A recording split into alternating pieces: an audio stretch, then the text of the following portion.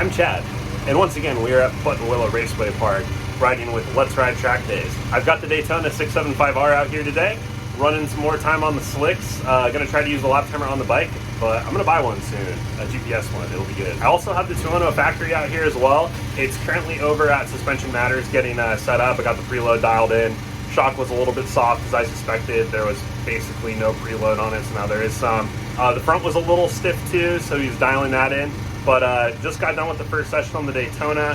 Felt really good. I signed up for B group because I've never ridden with Let's Ride before, and I probably should sign up for A group. It's a beautiful day out here. It's perfect right now. It's not quite 10 a.m. and it's nearing 80 degrees. It's supposed to get up to a high of 90 in the afternoon, so that's going to be a lot of fun on the Tuono. But let's get back out there, keep riding, and get some footage for you guys.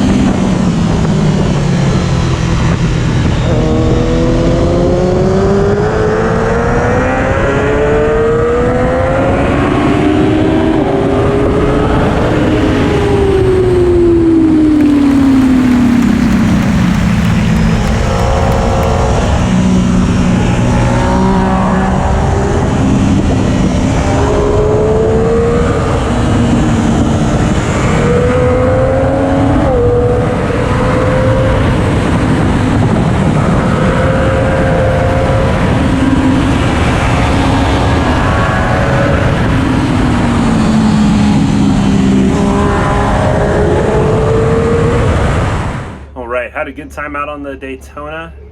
That Dave Moss setup is fantastic. Bike feels so good, feels great on the slicks, got the pressures worked out nicely. Felt sublime, for lack of a better term. Another shout out to Dave Moss, like he really blew my mind with the bike and its setup. It feels completely different and just, there's so much more grip everywhere and it's so predictable. I think that's kind of the best thing about it. I'm never, wondering what it's gonna do. I can trail the brakes pretty deep into a corner for me, get on the gas pretty hard coming out of a corner. I only had the rear come loose one time. It was a second gear corner, left-hander, but I just grabbed the throttle a little too hard, but it's a nice smooth slide, picked it up, felt good. So now that we've done Daytona duty, how about we take the Tuono out? Because that's probably what you want to see, isn't it? So prepping the Tuono and going out for the next session.